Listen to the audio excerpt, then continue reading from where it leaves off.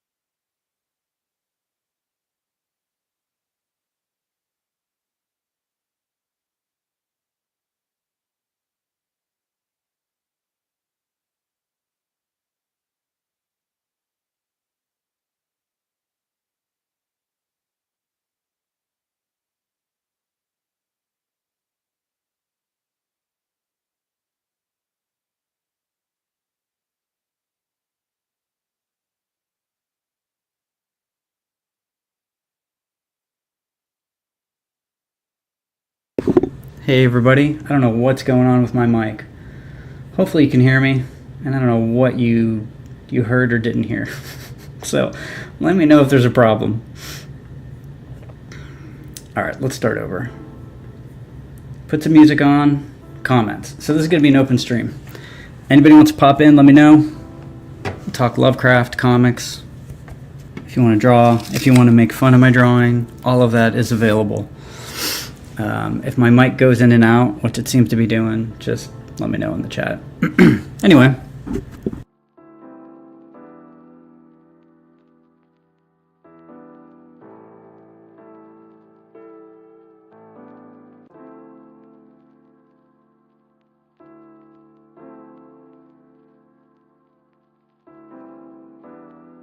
Hey Yang, how's it going?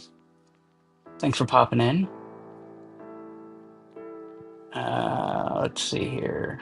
Okay, my mic is still not working. This is crazy.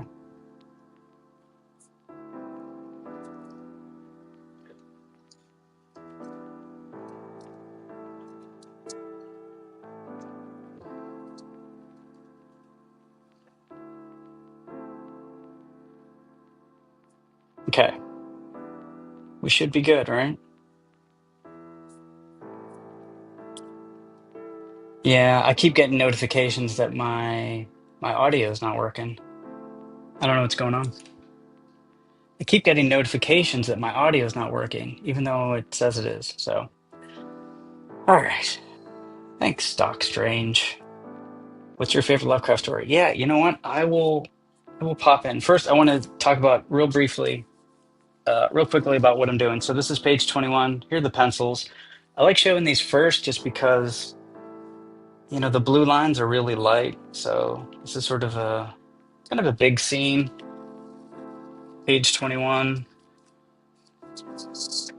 All right. So here's the blue line.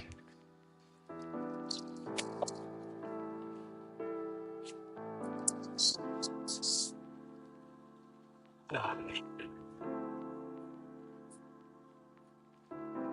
I don't know what's going on. I have a really bad storm on and on. So we'll see what happens. Alrighty. The first 3 minutes is always chaos, no matter what I do. It's chaos, I tell you. Yeah, I figured I would like start just doing a topic when I ink. Usually I'm just rambling. I'm not gonna say I'm not gonna ramble tonight, but it'll be a directed ramble.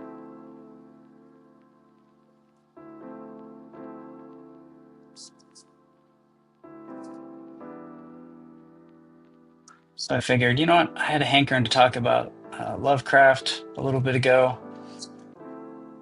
So I figured I'll prepare for that now. Just chatting Lovecraft.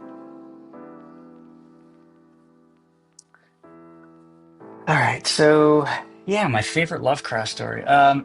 So the first thing I was thinking about as I was just musing on Lovecraft in general is outside of my favorite stories is like when I first discovered Lovecraft, and that kind of really strains my memory because I know I say it all the time. I grew up in a pretty small town.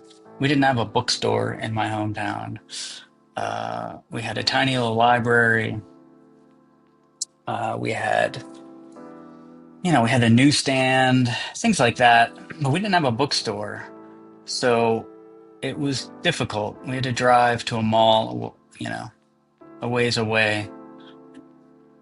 And when you're young, you don't have access to a car, et cetera, et cetera. So I was thinking, okay, so the first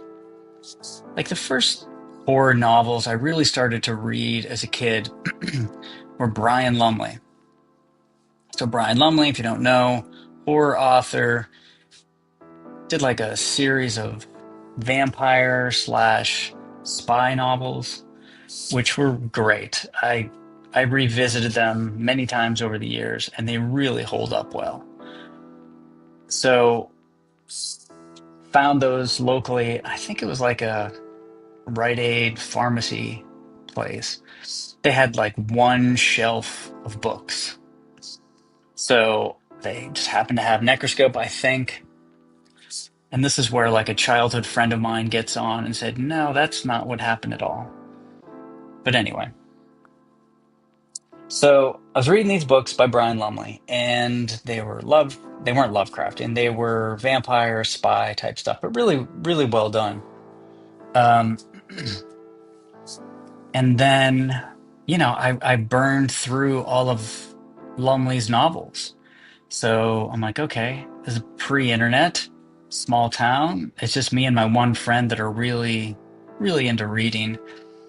So you couldn't really get recommendations from people. And as ludicrous as this sounds, I was young and ludicrous. Um, After I was done reading the Lumley stuff, well, right next to Lumley is Ludlum, Robert Ludlum. And if you're familiar with Robert Ludlum, he's the guy that did Born Identity and all that jazz. But he has written a ton of books, and they're all spy, thriller, sort of action. They're really fun books, really quick reads. Hey, John, about to play board games and have pizza. It's an open stream if you want to join. Um, I guess if you're about to play a board game, that probably doesn't work. But um, what board game you playing? Just out of curiosity. So I'm done with Lumley. I'm looking at the L's. Robert Ludlum also had the worst covers you can imagine. They were like usually solid colors, really terrible covers for books. In retrospect, I can't believe that I actually grabbed one. But anyway, then I read a bunch of Ludlum stuff. I'm like, wow, that seemed serendipitous that it just happened to be in the L's. I loved Brian Lumley. I picked up Robert Ludlum. He was good. I'm just going to keep going with the L's. Um, then, pretty close to Ludlum and Lumley is Lovecraft. So, now this is where my memory gets fuzzy. I can't remember if on the Lovecraft book it mentions Stephen King, or like on a Stephen King book he talks about Lovecraft or something like that. There was some reference or some relation between Stephen King and Lovecraft on a book, and I think I saw that. So I picked up Lovecraft.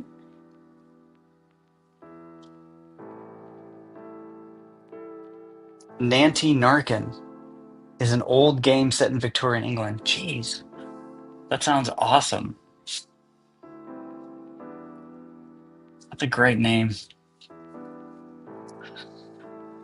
Yeah, so I picked up the Lovecraft stuff, and this is the most hilarious, not hilarious. The funniest part of this is like Brian Lumley, whole first part of his career was basically, and I'm not going to say Lovecraft ripoff because It's not, but heavily Lovecraft inspired. So I'm actually reading a lot of these Lumley books, and in the Lumley books, he mentions the Necronomicon. First time I ever heard of that term. He mentions, De Vermis Mysterious. First time I ever heard of that. So all of the like old book references that Lovecraft used, all of that kind of stuff is actually being referenced in the Lumley books. So, I'm reading Lumley. All of a sudden, I pick up Lovecraft, and I'm seeing the same books, the book names, which was crazy to me. I didn't know they had anything to do with each other. I didn't realize that Lumley was a Lovecraft fan, and it was essentially utilizing a lot of the lore and the mythos. Again, pre-internet, pre a lot of things. So when the first time I picked up the Lovecraft stuff, I'm like, wait a minute, I recognize these names, and I recognize this novel, and I recognize not necessarily the writing style, because Lumley had a very different writing style, but a lot of the same stuff. Um, and then, so after I got into Lovecraft, it was definitely, you know, love at first sight, we'll say. Um, but I still didn't realize how big he was or would be. Um, Again, it was just a random book I got at the bookstore. I even asked like English teachers if they knew who he was. They didn't know who he was. Um, so he was just an author that I liked. And I remember it wasn't until college. Yeah. Um, I was in college, and me and some friends of mine went to a free Fugazi show at Carnegie Mellon University, of all places. And I remember walking like across campus, and we're like freshmen in college at Edinburgh. Um, but we came down for this free Fugazi show, and this dude was walking across campus, and he had a shirt that said Cthulhu for President. And it was like worlds collided in my head. I'm like, what did I just see? Um, I didn't I didn't understand how big it was. I didn't even understand what Cthulhu for President was. I didn't know there was a role playing game because I really wasn't in that sort of that community, we'll say. Yeah. So then I saw this dude wearing a Cthulhu for President shirt, and then after that, I realized how big Lovecraft had gotten, and he just got bigger and bigger, and the following, etc. So that is how I remember it, which means it's probably 40% right and 40% just smashing things together. But that's how I remember it. Deities and demigods got me into Lovecraft. What is that? Is that I'm gonna assume that's a game too, yeah. Yeah, I had no idea of the role-playing aspect of Lovecraft stuff. And because a lot of people that I know later on got into Lovecraft via the role-playing game. And they had actually, a lot of them had never read Lovecraft. They had just played the game. Yeah, so that was my journey to Lovecraft, so to speak. But it's just funny that I read all that Lumley stuff first. He was utilizing all of the Lovecraft stuff. And then when I pick up Lovecraft, I'm like, what the heck? Hey, Hey, how's it going? how's it going? Good. What are you up to?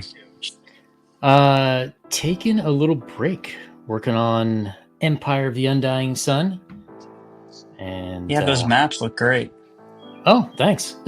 Got a lot of work to do on them, but I've got to. I want to get a chapter out by the end of the tomorrow. Not going to have quite as much art as I would like in it, but got to go with what you got to go with. It'll all be in there Yes. for the final. So refresh my memory. Like, you have the digital stuff, and then you're doing like the printed book later this year, is it? Well, I've got to make an announcement. It's going to be moved a little later. Okay. I was hoping to do it, go to print like around September or something. Um, Part of the problem is the campaign was successful, but it wasn't that successful. So I didn't have as much money to commission art as I would really like for the book. So in October, I'm launching another campaign for it. It's going to be a second chance campaign, and the first game is for a 5th edition campaign guide, but I'll also be offering the same campaign guide, but for 1st edition. Oh, wow. And then there's some other changes. There were a lot of people, especially overseas, who they really, one of the big selling points for them was, in addition to the campaign guide, which is like 450 pages, there was 12 adventure modules that I bundled together, going to sell, that I sold it if you bought the print version, which would be somewhere between another 120 to 240 pages. Yeah. But the problem with that was, for a lot of foreign countries, the import fees would bring the cost of that print book up to like $120 to $150. And they're like, Wow. that's just too much. And I said, I agree. So we're also going to, so anybody who backed the campaign at all in the first one will get one adventure module, Fairy Hill. And then people who backed the 12 modules with the print version, I'm going to be doing a 13th adventure module. So they will still get 12. And then for the new campaign, you can buy the PDF download version and also get the modules with it. Oh, cool. So when is the second chance? I'm sorry, in the fall? Yeah, starting in October 1. Cool. But for anybody who backed it last time, I have been posting some of the chapters, so you could start playing right now. It's just missing a lot of the artwork and a lot of the maps, which, of course, will affect the final layout. But the information is there to start playing. I'm going to post chapter 4 by the end of tomorrow, and then probably 5 and 6 and maybe chapter 7 of 10 chapters for that hopefully by the end of July. Cool. Yeah, I mean, I do love the artwork and the current stuff. No, thank you. But there's not enough. There can never Yeah. be enough. Yeah, it's funny. I even get nostalgic for like old bad D&D art. Uh-huh. Like, it's such a, not that I'm not saying yours is, but like it's such a unique like genre in and of itself. Well, it depends on how far back you're going for bad. Because if you go back to the earliest stuff, it's like you would have something that looks like it could be from the pages of Horace H. Hoover, or it looks like the Wizard of Id. Yeah, I love it all. Even the bad stuff, the old bad stuff. There's just something about it that I do kind of love. Weren't am I wrong in thinking that like some of that artwork was like it wasn't professional artists, it was just random people, right? At the very, very beginning of D&D? Yeah, so there was one artist named Tracy Lesh.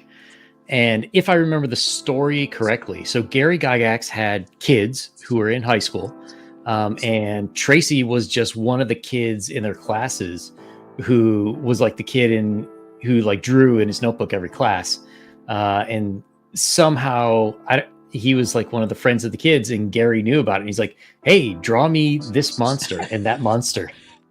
That is awesome. But he's still around. He's still doing artwork and stuff. That's cool. Man, I could have been that guy if I was a little older. I was And always in drawing in my Wisconsin. notebooks. I And in know, right? Wisconsin. Right place, right time. Oh But man. but you got me interested with your Lovecraft talk there. Oh yeah. Sorry. Yeah. I'm trying to be focused in my ramblings. Are you familiar with Brian Lumley at all? Not really. I do recommend it. I know everybody's busy now. When I was young, I mean, I was thinking about the number of books I used to burn through. It was Yeah. like I I had so much time to kill. A 500-page book was an investment, but today, a 500-page book, it's like, I don't know. That's like it's like taking a mortgage out or something. It's just so much. It's a lot of investment, but yeah, the Lumley stuff was really good. It was really fun. Um, and then once I found Lovecraft, it's funny because what I've found is when you ask people like what their favorite Lovecraft story is, because he has some very different stories. Yeah. It's very telling. Some people love the really cosmic horror stuff. Some people love the dream stuff. I love the more like, and I'm not going to use the word down to earth, but the more realistic, as Hmm. realistic as Lovecraft gets, we'll say. So I always talk about the picture in the house, Hmm. rats in the walls, Yeah.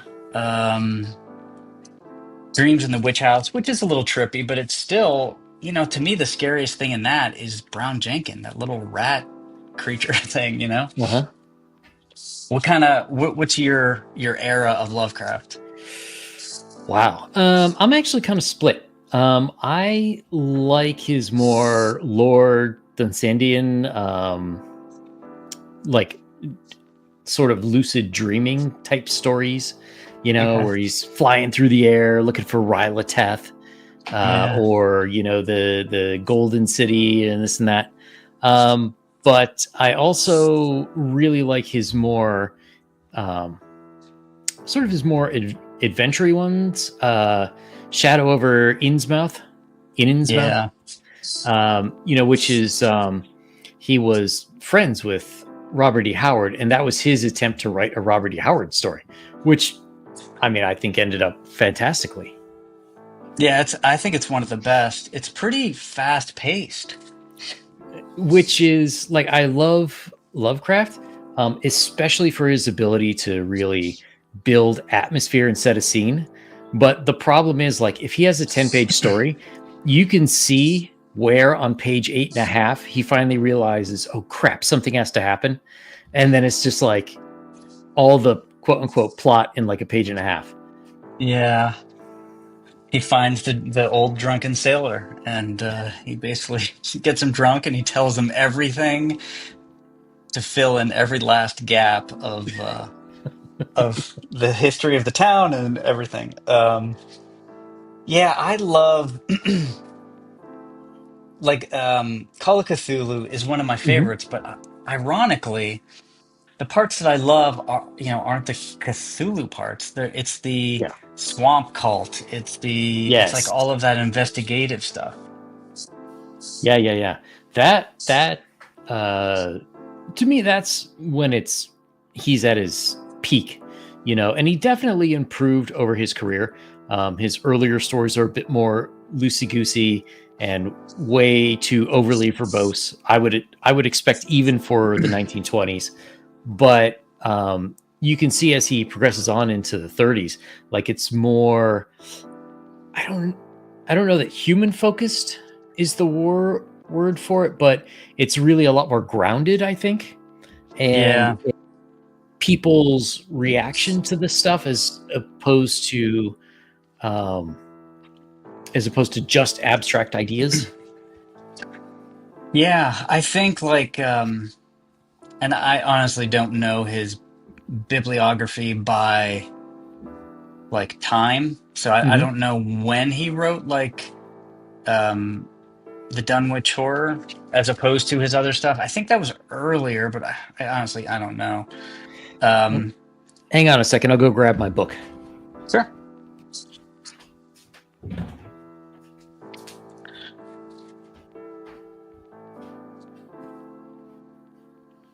Yeah, talking about Lovecraft is definitely a lot of people do it and they've done it, but we all come at it from a little different a different angle, and especially how it influences people. All right. Sorry, I got H.P. Lovecraft: The Complete Fiction, which is all his works collected, published by Barnes and Noble. Okay. But the thing that's nice is at the beginning, it goes basically chronologically. I can't remember if it's by when they were published or by when they were written. Let's see, Dunwich Horror. I know it's one of his later ones.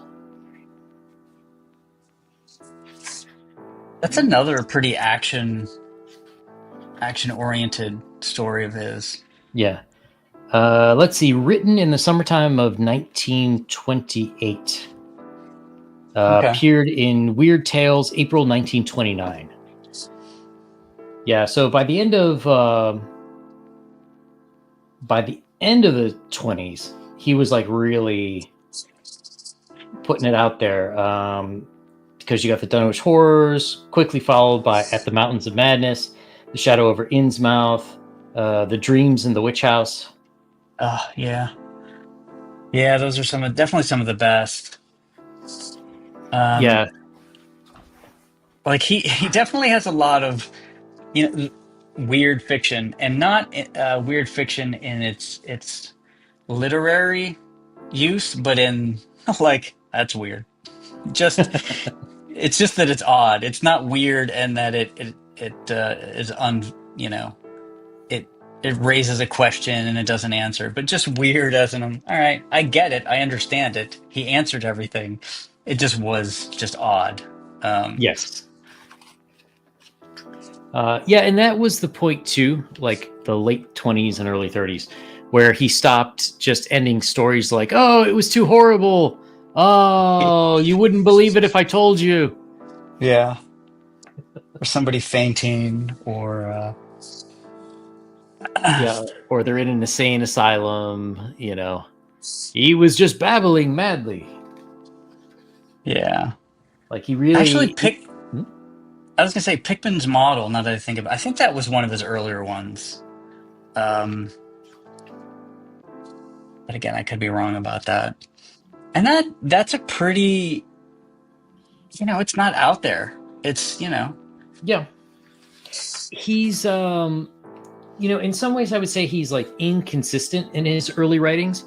Like a lot of it is he's really trying to ape Lord Dunsany, who yeah, of course, it's like if you're going to write a book from the 70s until now, like a fantasy book, in some way you're going to ape Tolkien, right? Either you're going to sort of copy some of his style, or you're going to intentionally go against it. yeah. So it makes sense that that's what he was doing. Let's see, Pickman's Model.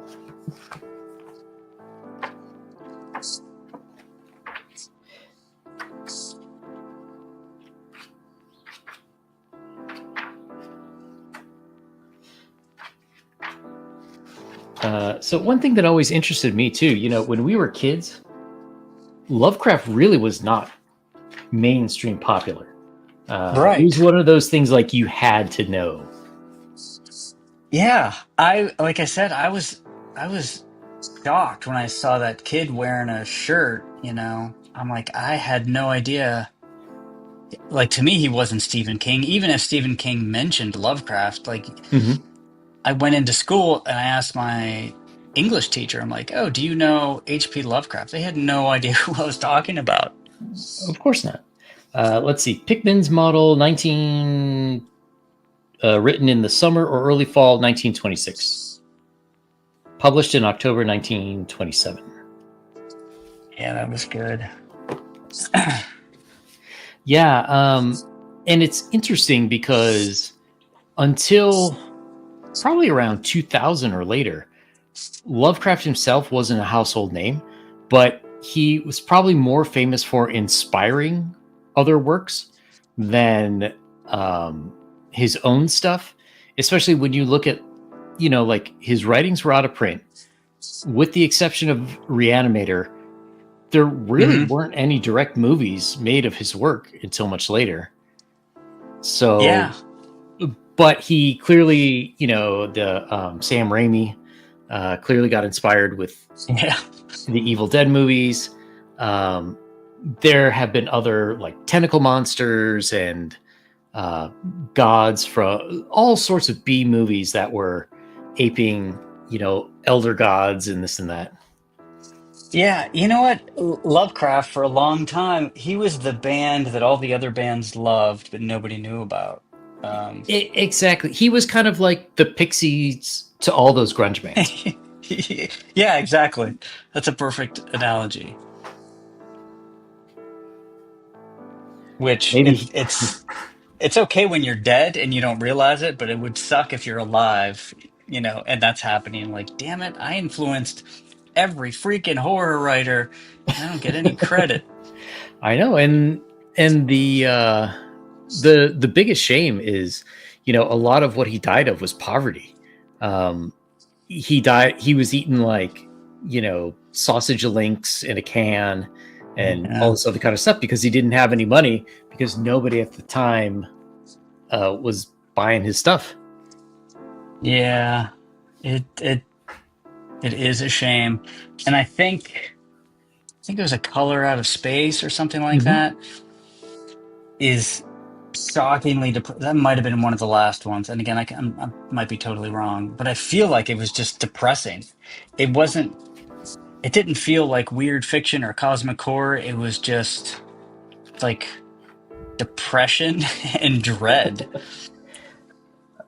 It's And I can Yeah, it's really interesting when you see like artists and writers, and when you do it yourself and you're sort of in the know, you can look at their work and go like, man, that guy was really going through something. yeah. Uh, yeah, The Color Out of Space was a later one. Yeah, that's I don't like that story at all. Like I said, to me, it's not scary. It's not like doesn't have adventure. There's nothing Have you really seen the nothing movie? into. Oh, you know what? With Nicolas Cage, no, I Yeah. haven't. Ooh, Is that's it a good movie. stay? Does it stay to the story? Um, I would say it's modernized. It doesn't take place in the 1920s or 1890s or whenever it was set in the book. It takes place in modern day, but it is pretty close to the story, I would say. Okay, And it comes out creepy, quite creepy. Plus, Nick Cage gets to go full Cage. that's great. Can't go wrong with that. So Oh, you know what? Okay. I was just going to say, if people like Lovecraft, I would recommend checking it out. Yeah, I've only seen probably. I'm trying to think of what Lovecraft movies I've seen. I have seen the silent movie of Call of Cthulhu that Oh yeah. I thought that was well done. Hmm. It yeah, it was well done. It was a silent film and it worked. Was it silent? Yeah, I think it was silent. Yeah, I think so. It was Um, good. I was a little disappointed. I was hoping the Color Out of Space would have done better, because they were setting up a trilogy, um, ah, like of sort of not not an official trilogy, I guess you would say, but like setting it up in the timeline. It was Color Out of Space, and then I forget what the second one was supposed to be, and I think the last one was supposed to be In the Mountains of Madness, oh wow. because they set up like Arkham University and a lot of the stuff going on, and you could see like how one story would flow into another. Oh, that's cool. But sadly, it didn't do well enough to get a budget for something else. This is gonna sound crazy, but Scooby Doo Mystery Incorporated. Um, I think it was 3 seasons, might be 2 seasons. Is a shockingly well done cartoon, right? It's funny, it's clever, it's actually really well done. And at the end of season two, spoilers, basically, I can't remember, it's been years, but at the end, there was some sort of cosmic adjustment, and they all wake up and then they're in a different reality, and they're all going to Miskatonic University.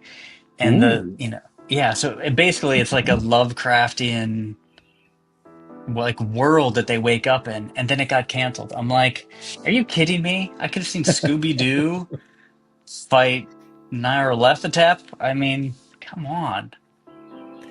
Uh, that's one series I never saw. I heard about it, but I think it was on Cartoon Network, right? I s- Man, I think I might have seen it on Netflix or HBO, but so I don't know where it Oh, originally was at. Yeah, it was so interesting. good. I'm gonna have to check that out. I Cool, have man. very rarely had cable, so if it was on cable, I probably didn't have a chance to see it. Yeah, it's been years since I've had actual cable. Where do I get all my news? So now that you have a successful campaign, like, Hmm. what are your like long-term plans? Do you want to do more D&D campaigns? Do you want to do, I know you maybe talked about doing a comic book a long time ago, or Yes, I need a palate cleanser, so I am doing. Uh, I know I want to do a comic, which is going to be sort of more like pulps, um, a little bit closer to Doc Savage, the Hmm. Phantom, those type. But really, I would say the biggest influence on it is actually one of Robert E. Howard's creations, Solomon Kane. Oh, okay. So I'm probably going to try to do um, 3 issues, like 3 floppy issues together, or maybe 4, for somewhere between like 60 and 80 pages, and we'll see if I can get that get that done. But I do have a sequel to Empire of the Undying Sun. Oh, wow. Um, there's so this this campaign guide goes from levels 1 to 10, and at levels 9 and 10, you make a decision that basically affects the fate of the world.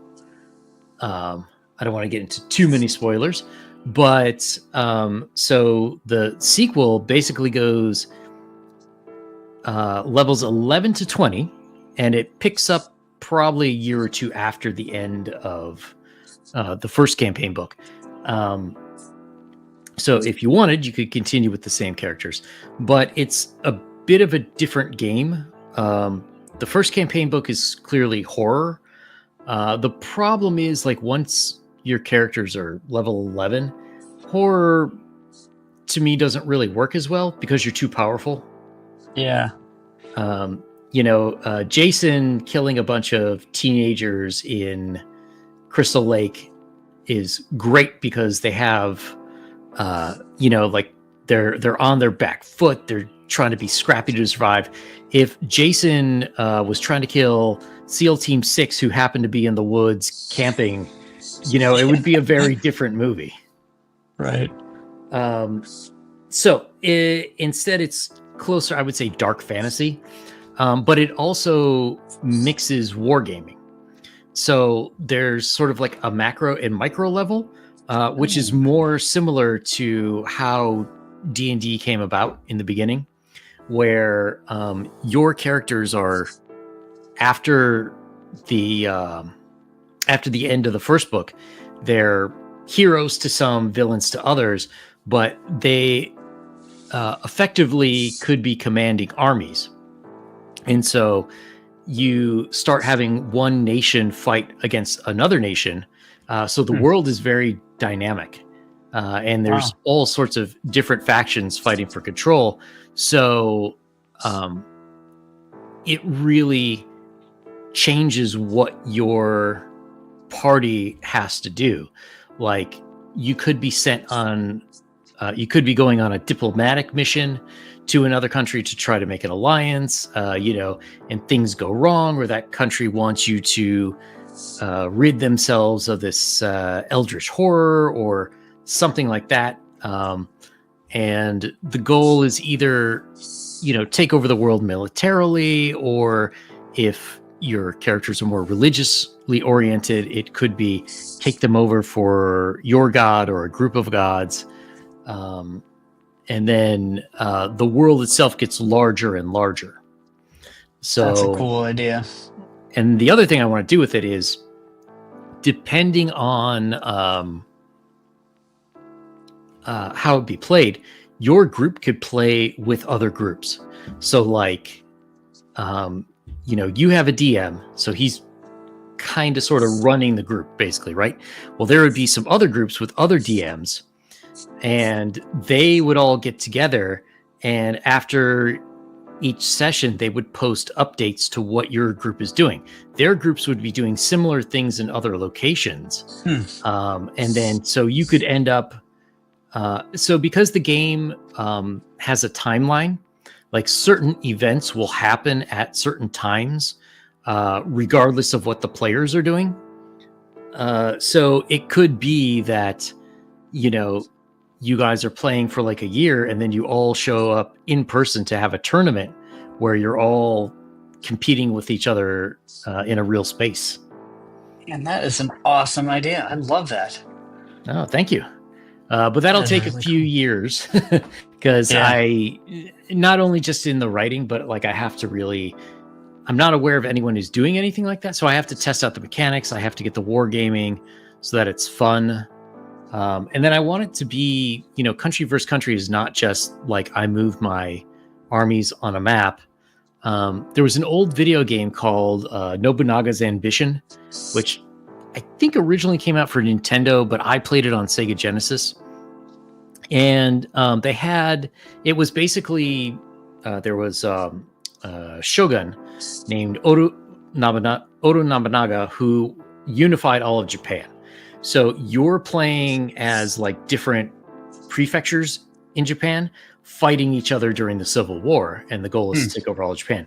But you can do things like you can hire ninjas to go sabotage, like put poison in wells and kill people that way. You can burn crops so the other country starves, and you can have ninjas go to spread rumors about other feudal lords, so you demoralize their population.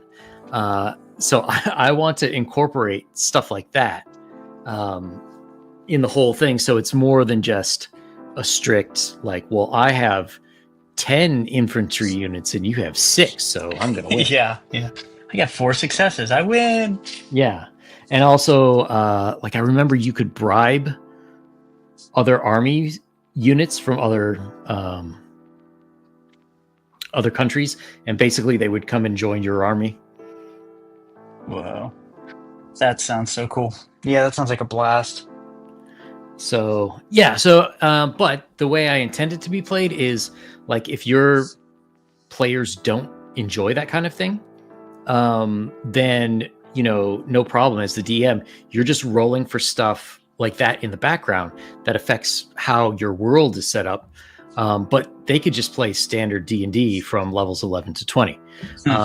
Or if you say, you know what, we really like this wargaming stuff, we don't care about campaigning that much, that's fine, because there are other heroes who become champions of gods who are rising at that time, and they're leveling up as well.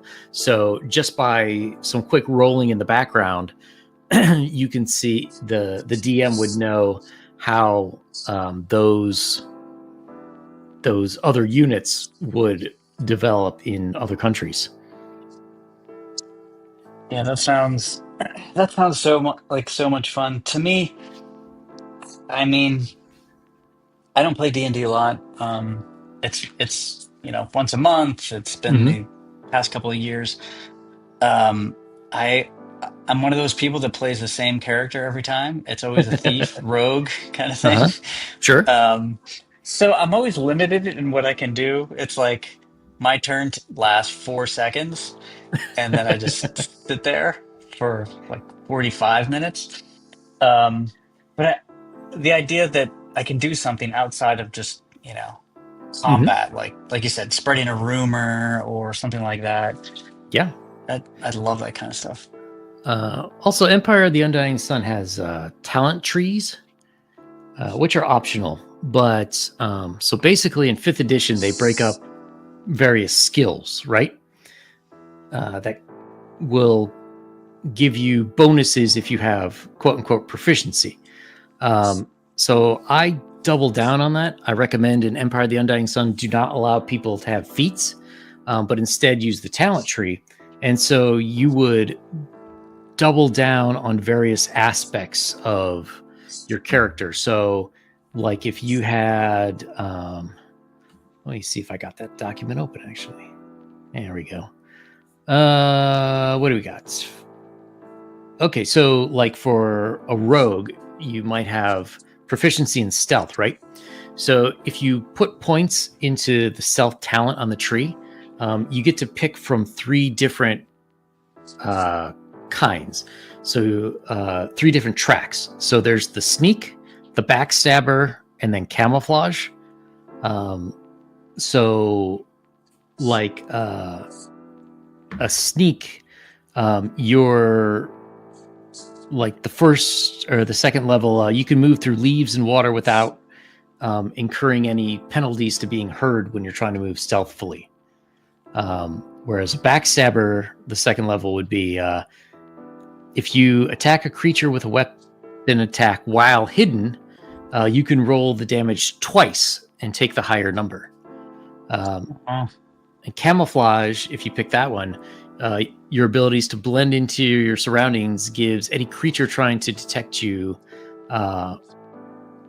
-4 to locate you while hiding.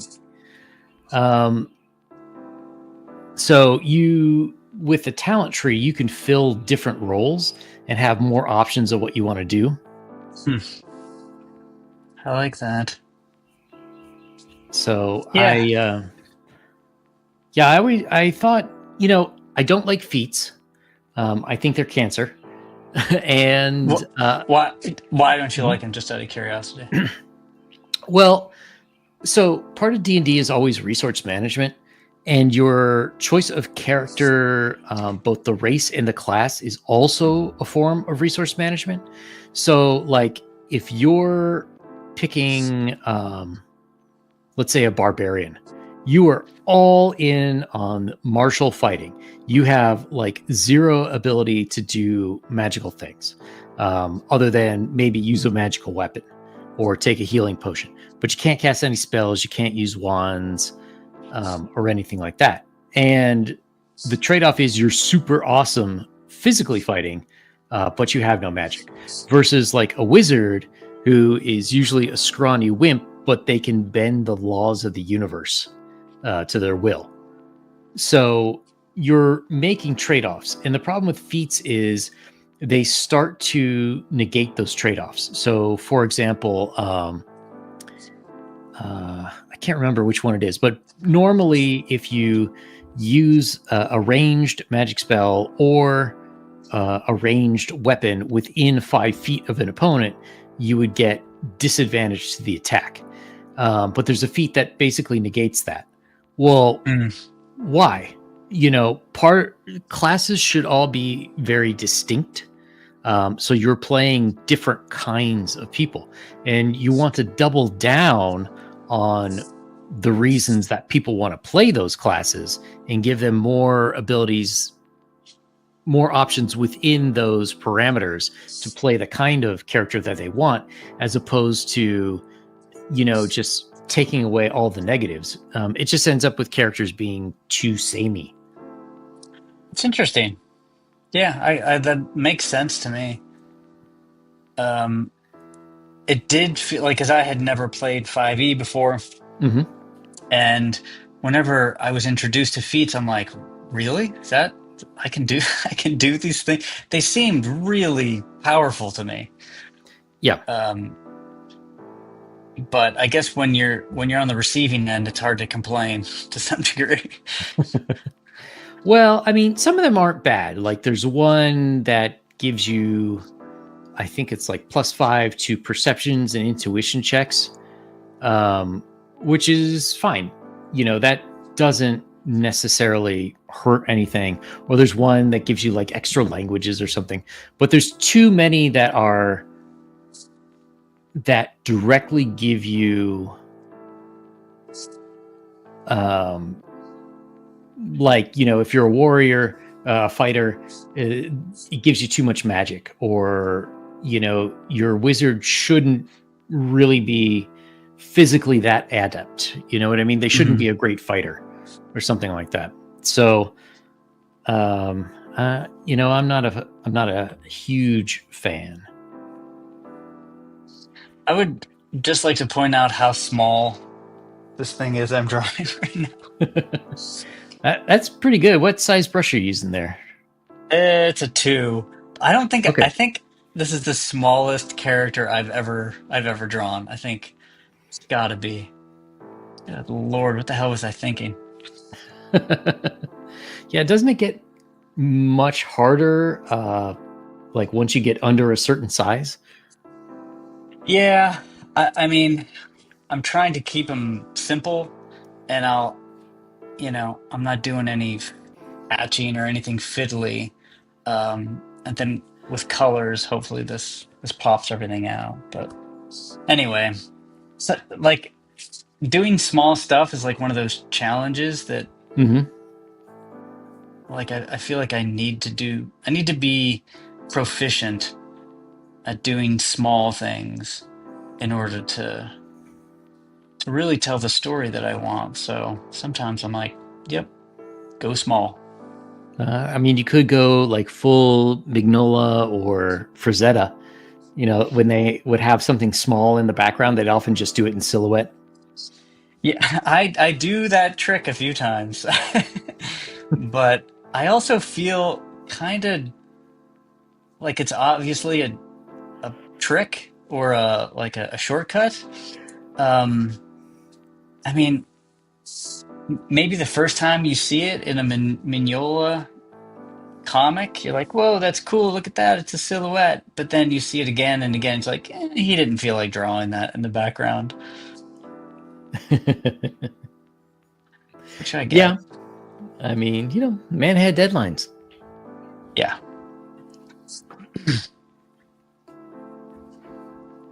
You reading anything? I'm trying to think if I bought anything recently. Um, Um, no, I have the collected works of Robert E. Howard for his Conan hmm. series. So I'm slowly making my way through that. But it's been more writing than reading at this point, just trying to crank stuff out. um, yeah, I don't even know what I've I've been buying just some art reference books, which I definitely don't need more, but then you see them and you're like, yeah, I need to get that. Because the one thing Uh, I know I've talked about it before, but like I started out doing just very traditional pen and ink stuff. mhm. And part of me thinks that's like my default setting, you know, um, Sure. so whenever I see these like really beautifully just done pen and ink drawings, I feel like, man, I need to be doing that. So I found a couple of reference books just on pen and ink stuff that I really loved. Yeah. I just saw Sarah Frazetta had a Kickstarter for a new collection of her father's or grandfather's works. Hmm, interesting. You know, I don't. This is gonna get me killed. Um, I like Frazetta. He's great. Don't get me wrong. Uh-huh. I don't. I almost never look at him for reference or anything like that. Like almost never. I don't know why that is. Um, yeah, I mean, his stuff is great, but I just bought a Joe Kubert book, but I Hmm. don't know if I don't know if I've ever bought a Frazetta like book of paintings or drawings or anything like that. I don't believe I did have. Uh, it's interesting. When I was younger, I really liked Boris Vallejo, and Mm. it's not that I didn't like Frazetta, I just sort of didn't care. But I really love Mark Silvestri, and I didn't realize how like most of his 80s X-Men run was really just a homage to Frazetta. Yeah, I can see that. Yeah. Because now I bought the most expensive book I ever bought. It was a Frazetta book that probably around 2000, and it has a lot of great paintings. I think it's still in my basement, but I'm flipping through it and I'm like, oh well, here's X-Men 249. Oh, this is 253. That's funny. Yeah, I guess I never noticed that either then. Maybe I should do that. I have a couple of those. I always forget the name of. They're the black and white Marvel Oh newsprint. yeah. I always forget what they're called. Marvel something. Anyway, and I love them for reference because I don't have to actually go get my comic books. I can just flip through this black and white because I'm just doing it for the art anyway. Yeah. Um, and I got the one with Sylvester's Wolverine. It's still it hurts how good it is, honestly. And also that I'll never be anywhere near that good, but it is what it is. I wouldn't say that. You'd I probably mean, never be as quick as that guy was, but yeah, I mean, I will say this.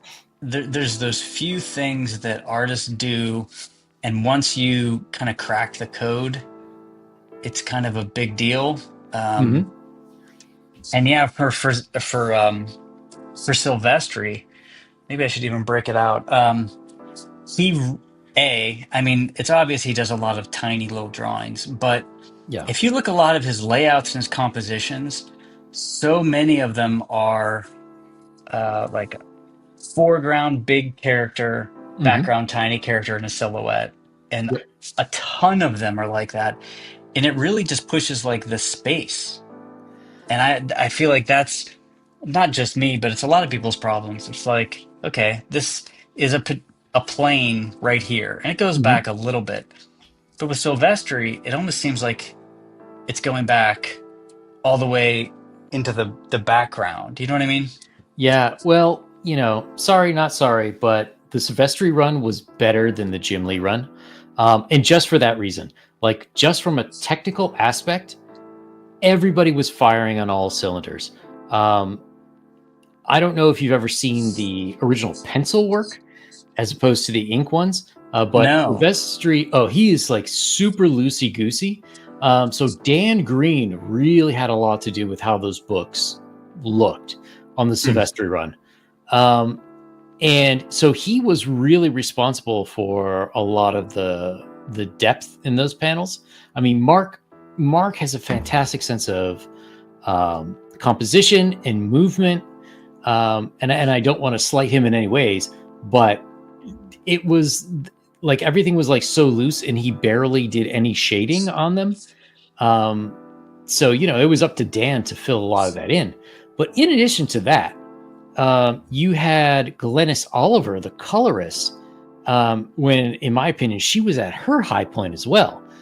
Because just like you were saying, big character, little character silhouettes, she would do stuff where, so that there would be like maybe one or two big characters in the foreground, a bunch of characters in the background, and let's say the characters in the background, there was maybe like one or two other X-Men there amongst the crowd.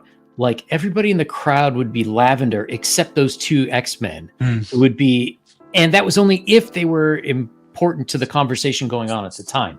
Then they would get their regular uniform color or something. So Yeah. they would stand out from that. And I mean, when you just look at it from a technical point of view, that whole series from 218 until I think his last regular was like 261 or something. I meing, it was just amazing. Yeah, And it's one I go back to all the time. and that's the thing. And not to throw any shade on Jim Lee. He did a fantastic job. He did have the best. He does have the best selling American comic of all time. Mm. But, his, in my opinion, his stuff was a lot more posy. They started getting in other colorists that color things, the things that they're colored. If you take my meaning, like they don't. Yeah. What Glennis Oliver was great about was using local color and atmospheric color, really setting the tone and emotion of a page, as well as maybe providing a little bit of clarification in terms of like depth and separating things out that maybe would have gotten a little lost in the inks. But Jim Lee's work, not so much. Yeah, I mean, I totally agree. I mean, the Silvestri stuff compared to the Jim Lee, Yeah, and the other it's problem. it. Yep, go ahead. Sorry. No, go ahead. I was just going to say the other problem with Jim Lee is, Jim, by the time he was done with his X-Men run, was clearly a master of the craft. But you could see the flaws in almost everybody who became a Jim Lee clone, where you have that really obnoxious middle 90s style, Yeah. where it's just like too posy, too many Scott Williams hatch marks. Yes. Like it just didn't, like characters didn't flow well and the layouts weren't quite as good. Yeah, I always thought that, and I don't know if there's an example of this anywhere that I can think of, but I'm like, you know what? If Klaus Janson inked Jim Lee, I Mm-hmm. wonder what we would get, Yeah. because after a certain point, I think Scott Williams was the only person that inked Jim Lee, um, or a Scott Williams clone. And it's Uh-huh. like, I have to admit, it's my least favorite inking style ever put on paper. That's interesting. Hey, Nate, how's it going? Yeah, it's just it's ugly. And I hate using this term, but I don't know how it's not artistic. It's not technical in like a draftsman way. It's not artistic in a stylistic way. It's just ugly. I hate it so much. It's a language unto its own, and Mm-hmm. it's like I don't know, poorly spoken Bulgarian or something. I don't know. um, I don't hate Scott Williams nearly as much. Um, However, I do think that when you look at 80s house style, especially mid to later 80s, I think it was technically superior to things that he was doing. But then, in some ways it's really hard to say when you get a duo like that. Like I'd really have to see Scott Williams inking other people to say like, well, is this more of a Jim Lee problem, or is this a Scott Williams problem, or is it like a symbiotic problem? Like because they started together so early, Yeah. maybe they just developed together and that's the way they work together. Versus like, if they're working with other people, they sort of rein it in. Yeah, that's true. I mean, I have seen. Yeah, I guess it depends. Do you know who Richard Friend is? He's an old inker from Uh huh. like Wildstorm. He inked Yeah. Travis Charest on Wildcats and things like that. Anyway, he posted this the other day, and I have to admit I totally agree. He said that one of the biggest problems with like current comic book art in general is that the inker has died, you know, Yes. and that pairing of the two really had a unique. Uh, I mean, I hate using greater than the sum of its parts, but I think it fits. And it's true. I would love, I would love to have an inker do do Horace H. Hoover, but I think with the way things are, with price and of everything, I think that's just the way it's going to be from now on, unless you're Jim Lee or somebody like that. But Yeah, I mean, there's still inkers out there. Like there, I don't know if you know Sandra Hope. She's yeah, she's another. great. Yeah, she's awesome. Like I would love to be able to hire her to ink my crap, so they actually look good.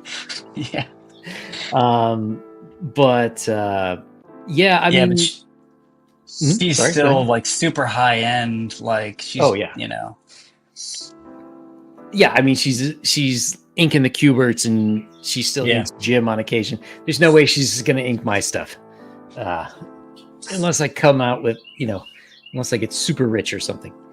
But yeah, that's inkers still exist. But I remember I had Ryan Wynn on my channel years ago, and I was asking him, where he thinks inking's going, and because if you look at comics, they look like coloring books. There's no differentiation in line weight. There's no differentiation in between foreground and background. They just leave that all to the colorist, and generally the coloring is awful too. yeah. Yeah, I totally agree, and they look like painted comics, and I don't particularly want that. I want like line work. Yep. I don't know if Nate's still in the chat, but I gave Nate some Savage Sword of Conan stuff, Ooh. and the best ones I could find too. And it's like you look at that, and it's all John Buscema penciling, but whoever Mhm. inked it, I mean, it's wildly different. I mean, Yeah. sure, the structure's still good, but you get from like this beautiful, like a sky with clouds. John Buscema didn't draw all of those clouds in the sky. He squiggled, and then Yep. somebody just spent, an hour doing these beautifully rendered clouds.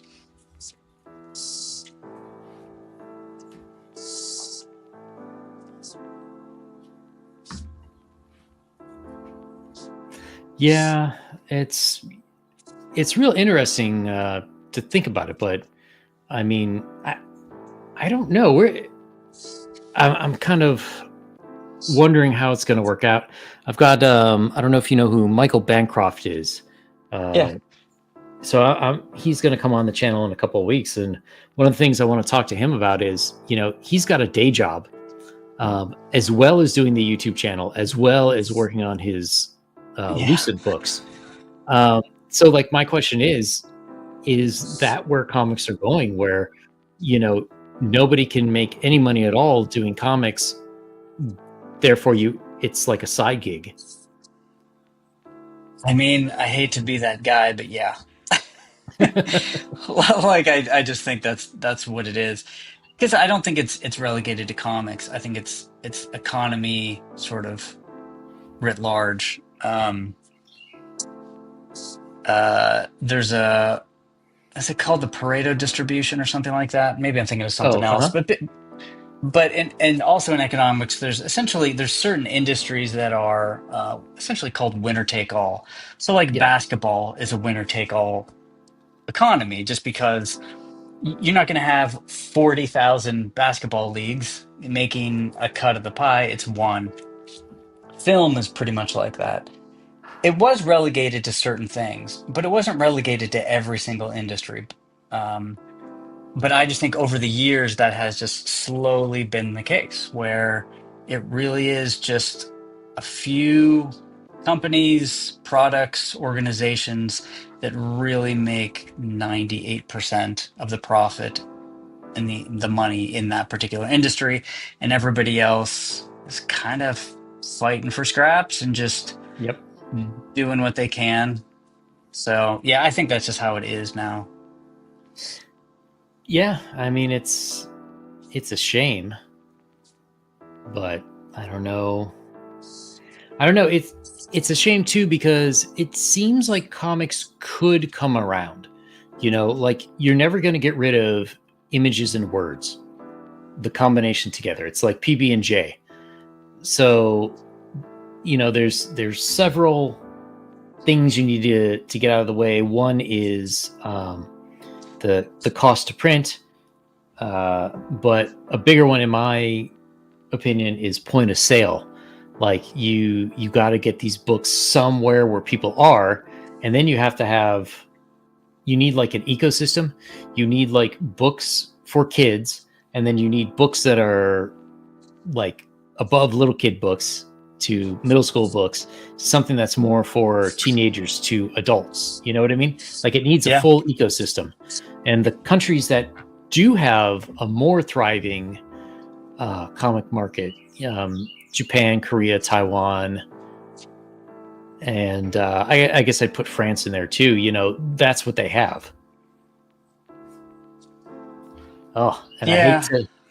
I hate to be the one to say it, but the guy who could have got us there, Jim Shooter, it looks like he just passed away. What? Yeah, No. I see a post on Twitter. Oh man, that is unfortunate. Hmm. Yeah, Well, he was one of the greats. Yeah, I mean the future of comics, I think, is just tied in with the future, the economy. Like as the economy kind of contracts and shrinks and turns into something very different, I think comics are just gonna go along with that. And I totally messed up this face. Damn still looking all it. right. It's never too late to make it a silhouette. That's true. Pisces Rising Press. Come on, tell us how you really feel. Oh, that's Scott Williams. Yeah, I feel bad if Scott Williams is in the chat because I'm sure he is. Um, oh, geez, somebody. Oh, um, yeah, that Savage Sword is jaw dropping. Some great pages by Richard Corbin and the Mm-hmm. like to boot. Yeah, it's truly some of my favorite stuff. Yeah, that's a bummer. I I was thinking of that interview that John from John's Long Box did a while back. I I just feel fortunate that we got, Some, yeah. yeah, a recent interview, just to kind of hear him talk. Yeah, I was always hoping I could get him on the channel. I had so many questions for the guy, but guess not. It's a bummer. It's a shame too, because like we sort of need that sheriff to come back and clean up at least the big two. Yeah. And the thing is, the past couple of conventions I've gone to have been pretty lackluster, we'll say. Um, they're real, and I don't know. I don't know if people are just using conventions now mostly as marketing, as opposed to actual raw sales. I don't know. I feel like that's the primary purpose now. Well, I mean, I think people are just aping what Marvel and DC did back in the 2010s. You know, they sort of took over all the Comic Cons with their movie stuff and kind of sort of paid lip service to comics. But I don't know. I mean, I think the big problem is, where do you buy this stuff? Kids are still buying manga, Yeah. so there's money being spent, but I think for comics, it's just old people. And somehow we have to get that around to, decent products being put in front of kids. And I don't know if it's a matter of, some of it might be the formatting. Like a lot of people prefer to binge watch seasons of TV shows now. Maybe really the graphic novel is the preferred format size. Mangas are Yeah. much bigger. Or maybe we need to start looking at the way we sell it. I've wondered if they started selling like I don't know if anthology or compendium is the right word, but let's say you had, let's say DC, and every month you would buy an issue that had 20 pages of a Superman story, 20 pages of a Batman story, 20 pages of Wonder Woman, and then maybe a fourth one that was revolving.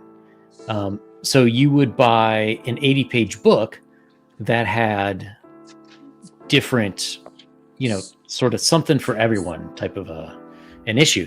And just like, we'd buy floppies by themselves now, you would go back the next month and you would get the next issue because it had the continuation of the story. Yeah. But I don't know. It's interesting. I have a couple of nieces and nephews that are kind of into comics. Last time I checked, they were still into comics, but you don't know how long that lasts. Anyway, I would send them. I gave them comics. Can't remember the last ones I gave them. They were into them, but I think that's just because it was provided for them, And once that's done and they read it, I don't know if they're like, oh, I can't wait for the next issue, or it's just like, okay, that was fun, it was cool, I liked it, but now I'm on to something else, like the collector mentality or the I don't know, whatever. Yeah, that sort of aspect of it. Yeah, I mean, I hate to say it, but if you look at the first 20 to 30 years of comics history, there was no collector aspect to it. It was just considered disposable entertainment. Yeah. Like we might think watching a Netflix series today. And it kind of makes me wonder, like, well, that's really when comics were their heydays. Maybe we need to go back to that. Yeah. So somehow figure out much cheaper distribution.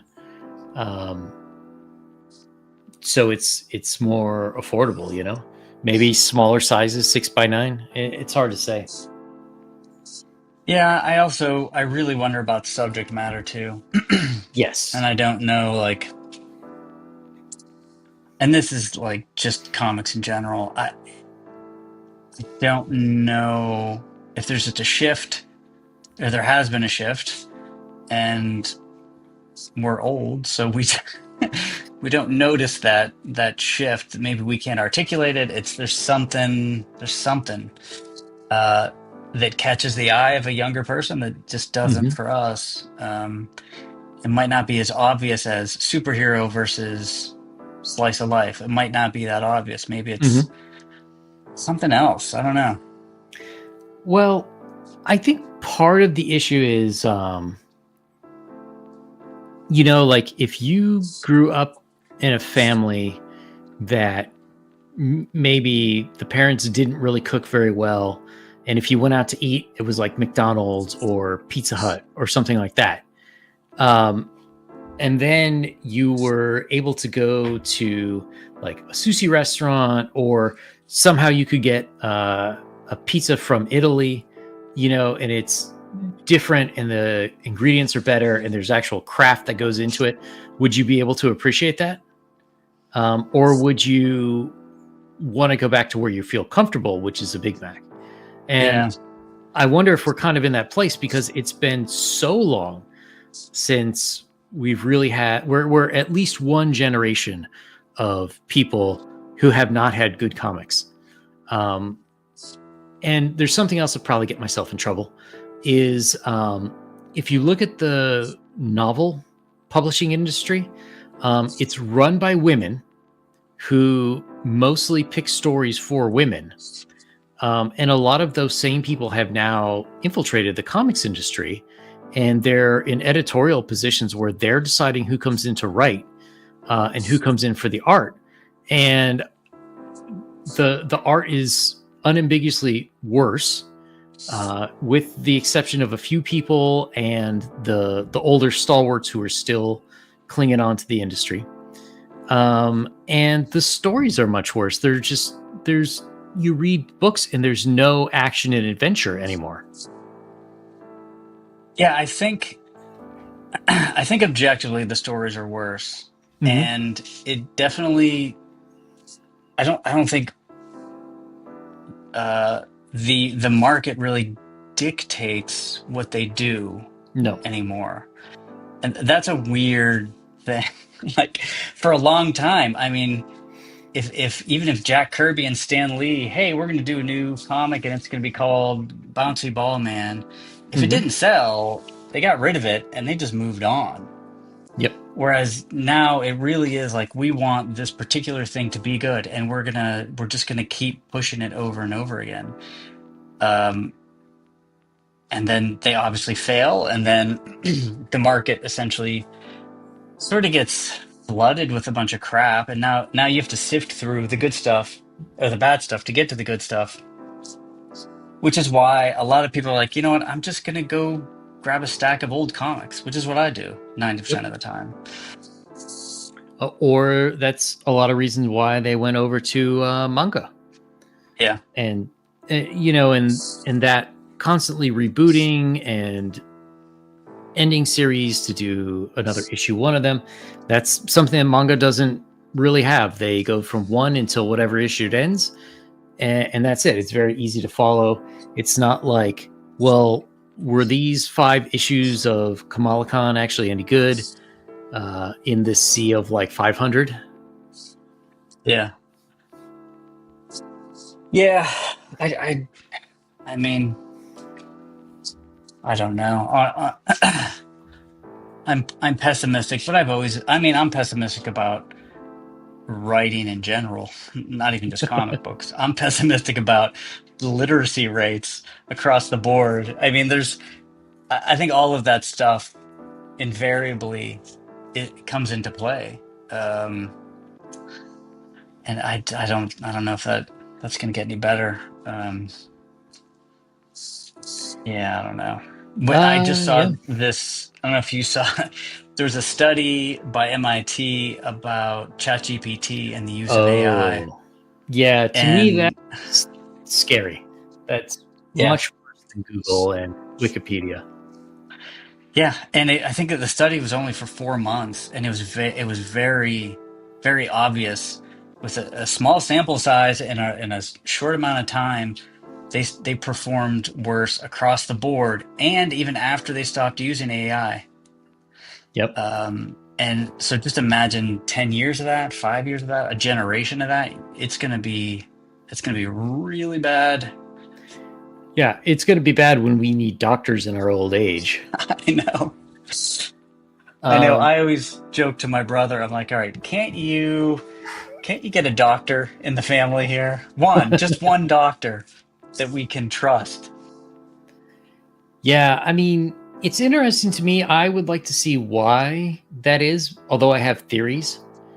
Um, you know, like I don't have a problem with ChatGPT and using AI and stuff.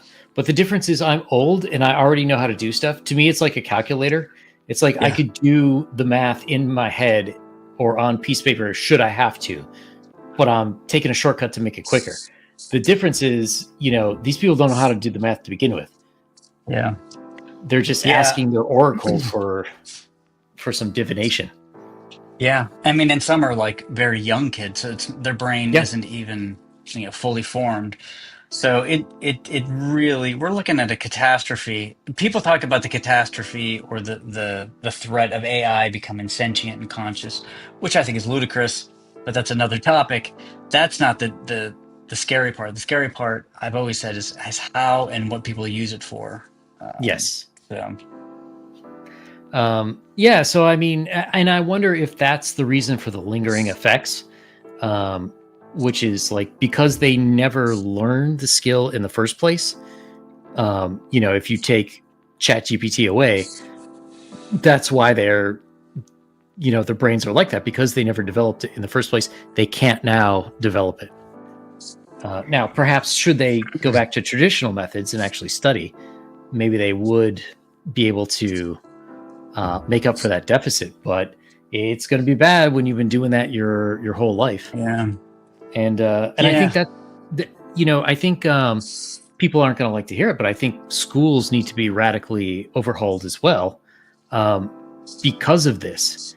Because there's no way that one teacher can look after 20, 30 kids and you know be able to make sure that they're actually learning the thing, as opposed to using AI. Yeah. Yeah, it's definitely we're on a sort of a backward slope, really. There's just no doubt about it. Yeah, Um, is intelligence and IQ the measure of the progress of a civilization? As far as we know, like if there yeah. is a magic third part that we're unaware of, that might be the case. But as the IQ slides, so does the civilization. That's definitely true.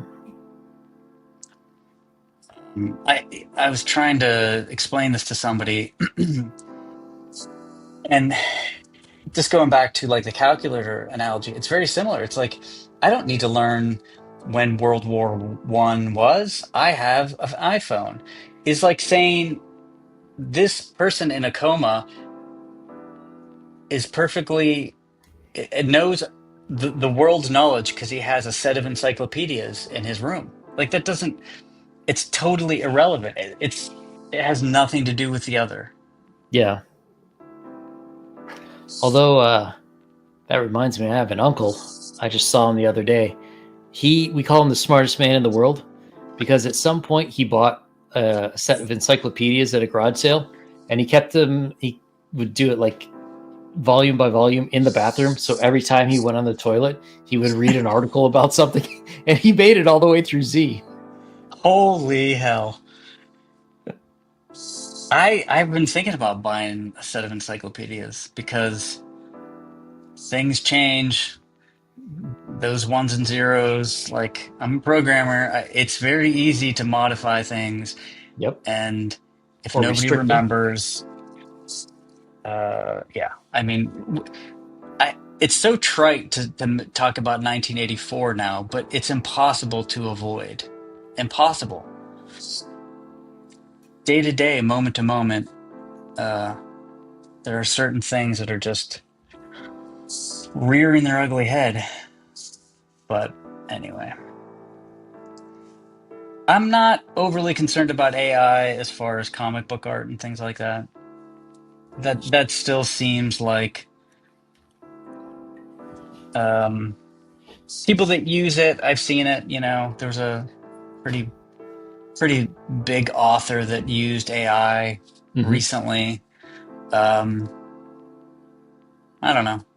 I don't really care about that. If you want to use AI, whatever.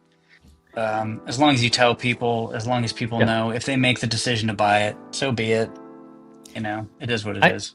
I see that in gaming books a lot, where it is very expensive to hire artists. Um, so a lot of people now are authors are just cutting out the middleman and putting in little AI images. The problem is all of the AI isn't. It's not really making anything new. It's just sampling stuff that's already out there and like just sort of putting it together. The problem with that is at some point, everything just kind of looks the same. And I think we're at a part like right now, like we were sort of in the early 90s with computer graphics and movies, where you go back now, like even Blade 1, which looks super awesome at the time. A lot of those effects do not hold up well. Hmm. And I think when you look back in maybe 10 years, even or less, um, everything is going to look the same. So, therefore, at least at the high end, artists are still going to have value. Yeah, I I've gone back and forth on this, which things change, right? Like first you see the iteration of the image generation, you're like, we're fine, there's nothing to worry about. Then you see Hmm. the next, I'm like, maybe we do. I've just sort of resigned myself. So regardless of how good it gets or any legal issues, I'm just sort of out of it now. I feel like it's almost a pointless argument or thing to talk about some degree. Um, I don't know. Maybe that's a defeatist attitude. I don't know. Yeah.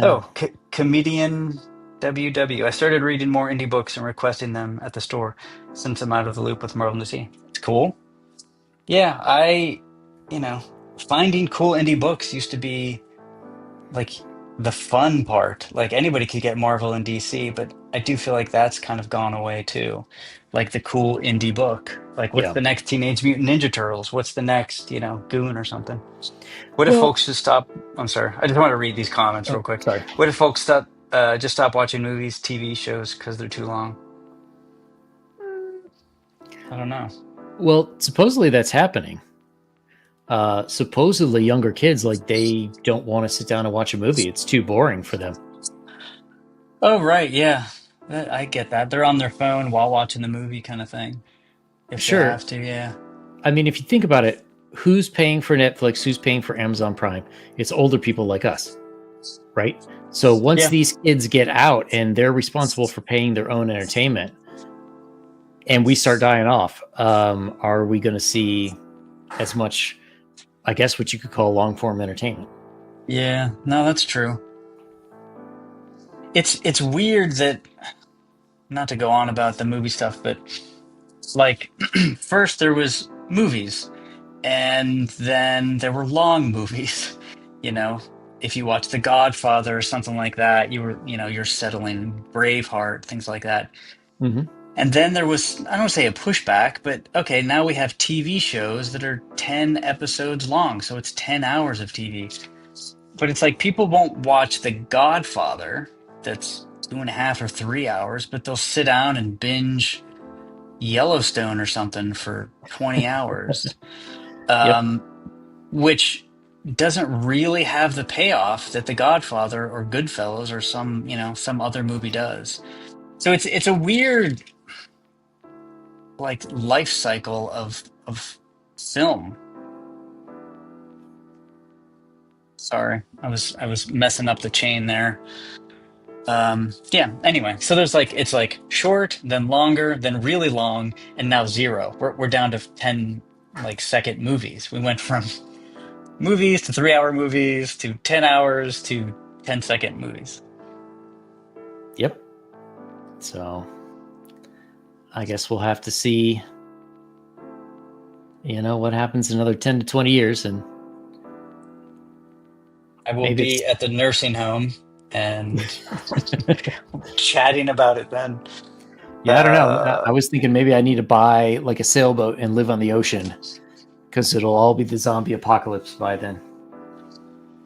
Definitely before then. So um, I should get going here soon. Haha, I was thinking about starting a charity where I hand out copies of 1984 and Animal Farm to random people. That's not a bad idea. Uh, Um, yeah, it's not, but they're changing Animal Farm. Or sorry, actually, 1984. so what? What are they modifying? They say they want to change it so it's not so harsh against the system. And same thing with Animal Farm. Supposedly they're making it so the pigs don't look so bad. Um, well, I mean, there's got to be 20 million copies of that out in the world. So fortunately, it's one of those books that they can try to change, but it'll be a lot harder, um, for sure. Yep. It's funny because I was just thinking about this idea the other day, and I'm not going to get into it, but it was sort of like a kind of philosophy, religion, evolution kind of idea. And I'm like, it's fairly complex. And I'm like, okay, really the best way to package it up and disseminate it is through fiction. Mm-hmm. Like even if I wanted to do some sort of academic book, which I'm not qualified to do in any way, shape, or form, um, yeah, just package it up in some sort of like nonfiction book. Because if not, there's almost no chance of a new idea kind of getting out there Yep. and making any sort of cultural impact. It's been that way for a while, sure, but anywho, alrighty. Um, I think zine fairs are the ground zero for news stories and comics, but you still got to hunt for the good stuff. Yeah, I I definitely have come to that conclusion just because being part of some comic book conventions, kind of seeing the feedback from people, the lack of feedback. Um, I think like targeted Comic Cons or zine fairs that are going to draw people looking for that independent stuff is kind of where to go. And I'm definitely would like to try to get into someplace like that more so than a standard comic book convention. All right, my Yeah. hand is cramping up. Ugh. But thanks for hanging out, Yang. Yeah. Thanks for having me. Um, it was fun. Sometimes sitting here and just drawing, rambling by myself. I lose It my gets voice weird. after 20 minutes and all right. Well, I thanks know the feeling. everybody. I appreciate it. Thanks for popping in and chat. I will be back online some other time. And Yang, if you have a link, I'm going to give me it in chat, and then I'll post yours, and then Oh, we'll to call it my like your it's YouTube channel oh or uh campaign or anything you just want. just on YouTube at Yang Yanjiao 4. Cool. All right, everybody. Yeah, there we go. Thanks again. I'll give people a minute. Oh man, it's a Monday night. Got Friday off. It's gonna be a short week. Should be nice. I know. I got so much to do. Yeah. All right, everybody. Have a good night. Talk to you later. Bye.